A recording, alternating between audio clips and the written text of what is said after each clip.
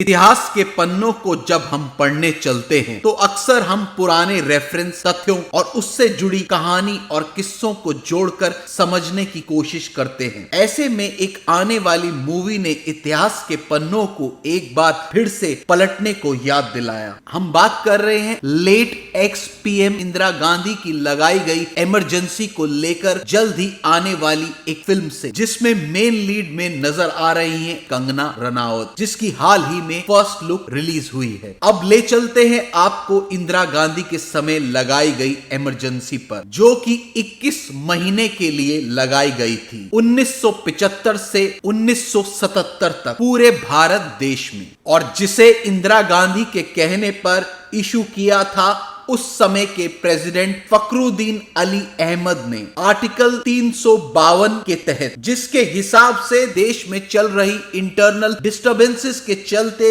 इस आर्टिकल के तहत इमरजेंसी लगाई गई थी। और साथ ही कहा जाता है कि उस समय के काफी पॉलिटिकल ओपोनेंट्स को भी प्रिजन में डाल दिया गया था। और अगर पूर्व की खबरों का आकलन किया जाए तो उस समय यह भी कहा जाता था कि भारत में ह्यूमन राइट्स का वायलेशन भी देखा गया था। और साथ ही आपको यह भी बता दें कि इमरजेंसी लगाने से कुछ समय पहले भारत पाकिस्तान के साथ वॉर करके हटा था, जिसके चलते भारत की इकोनॉमिक स्थिति बहुत ही ज्यादा खराब थी और देश में काफी जगह प्रोटेस्ट और स्ट्राइक भारी मात्रा में देखे जा रहे थे। और क्रिस्टोफे जेफ्रे लॉट, जो कि फ्रेंच पॉलिटिकल साइंटिस्ट हैं, उनके मुताबिक the economic policy of the emergency regime to be corporatist. अब हम आपको बताते हैं कि ये इमरजेंसी सिचुएशन की शुरुआत कहां से हुई। ये सब तब शुरू हुआ जब इंदिरा गांधी को एक पिटीशन की हेयरिंग के बाद इलाहाबाद के हाई कोर्ट ने गिल्टी पाया on the charge of misuse of government machinery for her election campaign, और साथ ही उनको रिस्पॉन्सिबल पाया on the charges such as using the state police to build dais, availing herself to the services of a government officer during the elections। Allahabad high court ने फिर इंदिरा गांधी को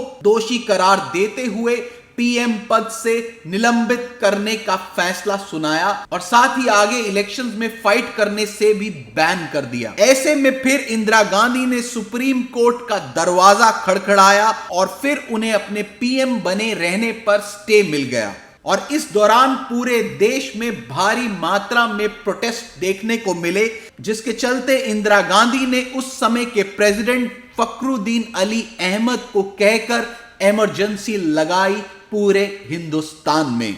जैसा कि कहा जाता है, इतिहास अपने आप में ही अपना गवाह खुद होता है और आजादी के 75 साल के बाद भी इतिहास अपने पूर्व से समय समय पर रूबरू कराता रहता है। और इन 75 सालों में जितने भी राजनीतिक परिवर्तन हिंदुस्तान को देखने को मिले हैं, उससे हिंदुस्तान कुछ ना कुछ सीख कर आगे बढ़ा है और आज ग्लोबल स्तर पर अपनी पहचान बनाने में लगा है। जो इतिहास से सीख कर आगे बढ़ता रहा, भारत मां का लाल है वो, जिसने परिस्थितियों से जूझकर हर जंग जीती। भारत मां का लाल है वो, आज विश्व में तिरंगे की लहर है जो, 75 साल से आज तक का संघर्ष है वो। स्वतंत्रता से जीना जिसकी पहचान है, ऐसी भारत मां का लाल है वो। जय हिंद। ये थी गौरव नरूला की report the true Hunt channel के लिए।